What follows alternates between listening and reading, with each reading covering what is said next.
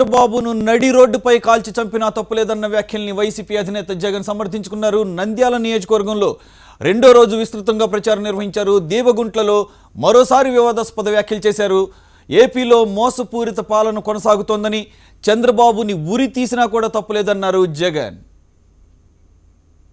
అయ్యా చంద్రబాబు నాయుడు గారు, తప్పు చేశావు, తప్పు చేసిన నిన్ను ప్రశ్నిస్తాం, తప్పు చేసిన నిన్ను నిలదీస్తాం. ఈ అన్యాయాలు మోసాలకు ఏ శిక్ష నీకు విధించాలి అని చెప్పి నేను గట్టిగా అడుగుతూనే ఉంటాం. అంతేకాదు మీ నేరాలకు